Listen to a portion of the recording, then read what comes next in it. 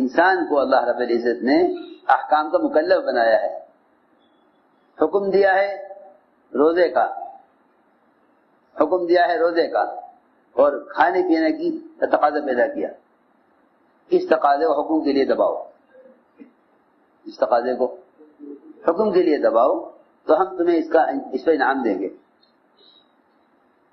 تقاضے کو دباؤ حکم کے لیے۔ خواہش کا تقاضا زنا حرام، خواہش کا تقاضا زنا حرام، نیند کا تقاضا نماز فرض، بھوک کا تقاضا روزہ فرض، مال کی ضرورت، مال کا تقاضا، مال کی محبت زکات فرض۔ آپ سارے فرائض اٹھا کے دیکھیں، سارے فرائض انسان کی چاہت اور فطرت اور ضرورت کے خلاف ہوں گے۔ اللہ رب العزت حکم دے کر اطاعت کا امتحان لیتے ہیں، حکم دے کر اطاعت کا امتحان لیتے ہیں کہ ہمارے حکم کو کیسے پورا کرتا ہے اپنی چاہت کے خلاف۔ تو یہ بات یاد رکھنا کہ احکام آئیں گے تین قسم کے، احکام آئیں گے تین قسم کے۔ ایک تو احکام آئیں گے حیثیت کے خلاف، احکام آئیں گے حیثیت کے خلاف، احکام آئیں گے حیثیت کے خلاف۔ دوسرے احکام آئیں گے جذبے کے خلاف، احکام آئیں گے جذبے کے خلاف۔ میں عرض کر چکا صحابی کا جذبہ اونٹ ذبح کرنے کا، حکم آیا کہ نہیں کرنا۔ تیسری بات یہ ہے کہ حکم آئے گا معمول کے خلاف، یہ بہت سمجھنے کی بات ہے، حکم آئے گا معمول کے خلاف۔ ایک معمول چل رہا ہوگا تو حکم آئے گا اس کے خلاف کہ اب ایسے کرنا ہے۔ لیکن ان تینوں لائنوں میں لوگ فیل ہو جاتے ہیں۔ جب حکم آتا ہے حیثیت کے خلاف تو کہتے ہیں کہ یہ ہمارے ساتھ زیادتی ہو رہی ہے، ہمارے ساتھ زیادتی ہو رہی ہے۔ حکم آتا ہے جب حیثیت کے خلاف تو کہتے ہیں ہمارے ساتھ زیادتی ہو رہی ہے۔ سنو غور سے، اللہ نے فرشتوں کو حکم دیا کہ سجدہ کریں آدم علیہ السلام کو، سارے ملائکہ کو حکم دیا کہ سجدہ کرو آدم علیہ السلام، سب نے حکم پورا کر دیا۔ بھائی حکم ہے، ہم حکم کے آگے ہم کچھ نہیں سوچ ہی نہیں سکتے کہ یہ حکم کیوں ہے۔ حکم کی علت کو سوچنا بھی نافرمانی کے لیے کافی ہے۔ حکم کی علت مت سوچو کہ اس حکم کی کیا وجہ ہے، اللہ نے فلاں حکم کیوں دیا ہے، نہیں۔ اطاعت کرنے والے علت نہیں سوچا کرتے، جو علت سوچتے ہیں وہی اطاعت کرنے میں شک میں رہتے ہیں، کریں نہ کریں، نقصان ہوگا نفع ہوگا۔ میں عرض کروں گا ابھی کہ جو لوگ تردد میں رہے وہ ناکام ہو گئے، جنہوں نے حکم پورا کر دیا وہ کامیاب ہو گئے۔ وہ اس سوچ میں پڑ گئے کہ اس حکم کے پورا کرنے کا فائدہ ہے یا نقصان ہے، یہ حکم پہلے تھا اب نہیں ہے۔ میں عرض کروں گا، میں نے شروع میں عرض کر دیا تھا کہ تمام غیبی نصرتیں اور برکتیں اور فتوحات اطاعت کے ساتھ ہیں۔ اللہ منٹوں میں سارا میدان چھین کر غیروں کو دے دیتے ہیں۔ اگر یہ سوچ کر حکم چھوڑ دیا جاوے کہ یہ حکم پہلے کے لیے تھا اس وقت کے لیے نہیں ہے، سنو غور سے، چنانچہ سب نے سجدہ کیا سوائے ابلیس کے، سوائے ابلیس کہ نہیں، میں سجدہ نہیں کروں گا۔ کیوں؟ کہ بات یہ ہے کہ ہم پرانے ہیں یہ نیا ہے، بات صرف یہ ہے، انا خیر من، انا خیر من، کہ یہ پرانا ہے، میں پرانا ہوں یہ نیا ہے، میں اعلیٰ ہوں یہ ادنا ہے۔ آگ کی صفت اوپر کی طرف جانا ہے، مٹی کی صفت نیچے کی طرف آنا ہے۔ میں روشن ہوں یہ تاریک ہے، مٹی سیاہ ہے، اور میں روشن ہوں، لہذا ہمارا ان کا ایسا مقابلہ بھی نہیں، برابر کے بھی نہیں کہ چلو حکم پورا کر دیا جاوے، یہ ہمارے ساتھ زیادتی ہے۔ آپ اس کے علاوہ اور کوئی حکم دیں تو ہم پورا کر دیں، اس کے علاوہ اور حکم ہو، لیکن یہ ہمارے ساتھ زیادتی ہے۔ بس اتنا ہی ہوا، اللہ تعالیٰ نے فرشتوں کی جماعت میں سے نکال کے باہر کر دیا، کیونکہ جو اللہ کی اطاعت سے، اللہ کے رسول کی اطاعت سے پھر جاتے ہیں وہ یقیناً دنیا میں کسی فتنہ کا شکار ہوتے ہیں، یقینی طور پر۔ فَلْيَحْذَرِ الَّذِينَ يُخَالِفُونَ عَنْ أَمْرِهِ أَن تُصِيبَهُمْ فِتْنَةٌ أَوْ يُصِيبَهُمْ عَذَابٌ أَلِيمٌ۔ صاف اللہ نے فرمایا کہ ڈرنا چاہیے ان لوگوں کو جو اللہ کے رسول کے حکم کی سے رخ پھیرتے ہیں، کہ یا تو انہیں وہ فتنے کے اندر مبتلا ہو جائیں گے یا سخت عذاب میں مبتلا ہوں گے۔ ڈرنا چاہیے ان لوگوں کو جو اللہ کے رسول کی اطاعت سے پھر جاتے ہیں اور اللہ کے رسول کے حکم کی مخالفت کرتے ہیں، کہ یا تو کسی فتنے میں مبتلا ہوں گے یا سخت عذاب میں۔ چنانچہ یہ میں نے عرض کیا کہ یہ حکم آیا حیثیت کے خلاف، حکم آیا حیثیت کے خلاف، حکم آیا حیثیت کے خلاف۔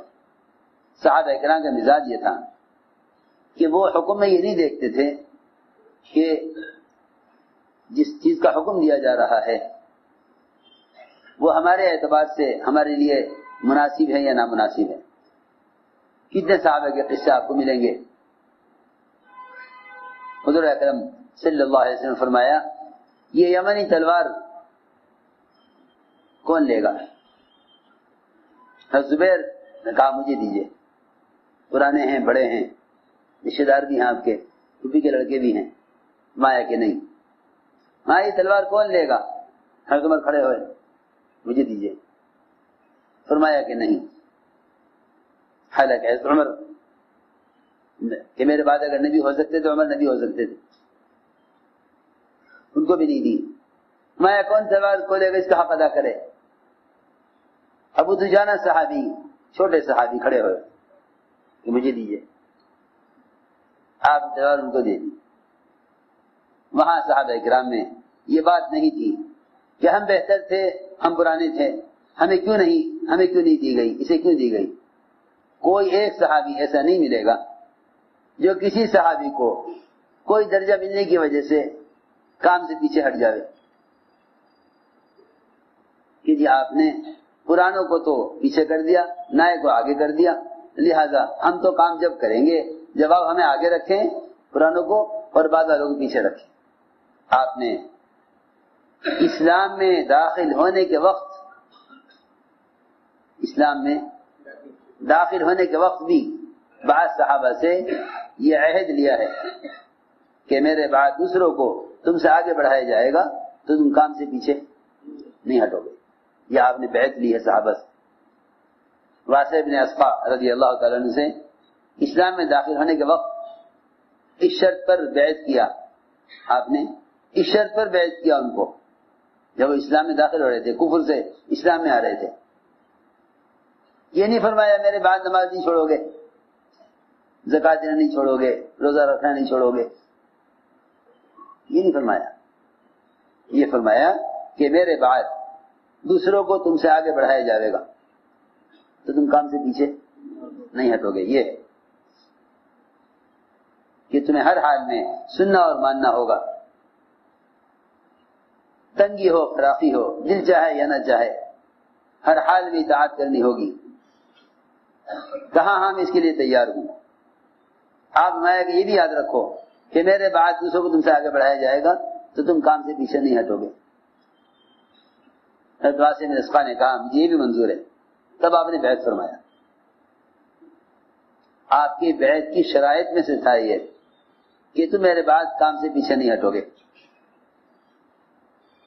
تو میں عرض کر رہا تھا کہ احکام آتے ہیں حیثیت کے خلاف،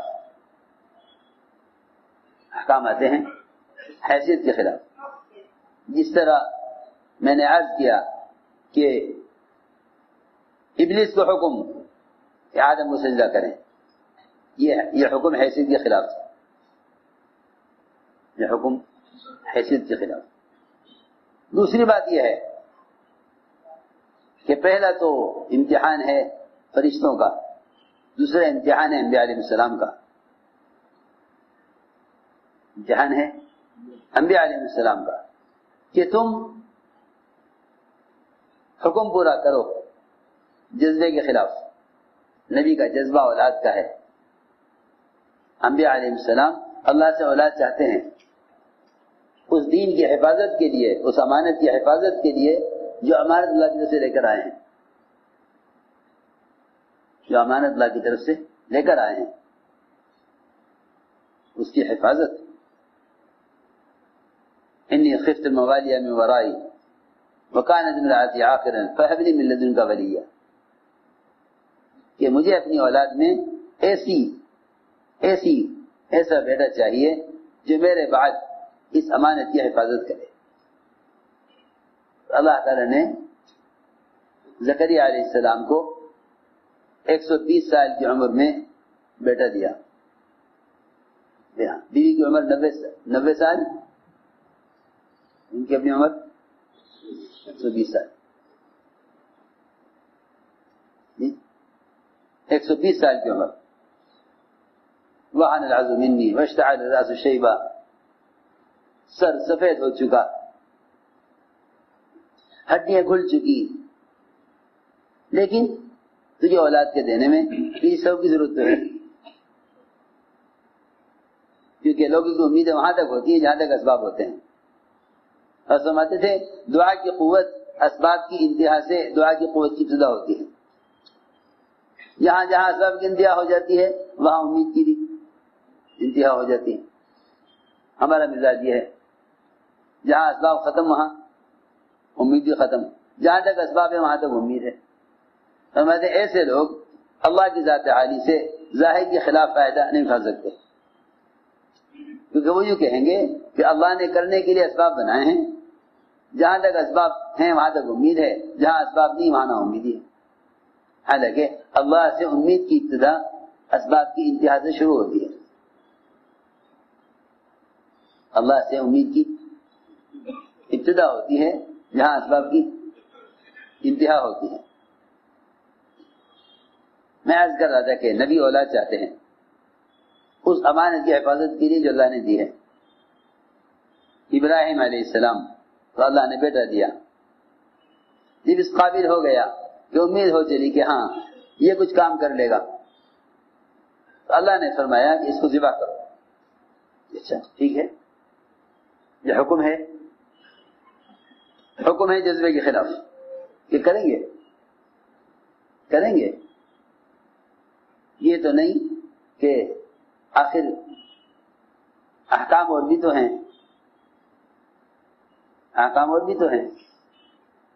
اس بات کا حکم دیجئے نا جس کا آپ نے ہمیں مکلف کیا ہے. جس کا ہمیں مکلف نہیں کیا اس کا حکم کیوں دے رہے؟ اللہ نے فرمایا کہ ہمارا حکم ہے ذبح کرو، کہ ہم کریں گے. تم حکم پورا کرو،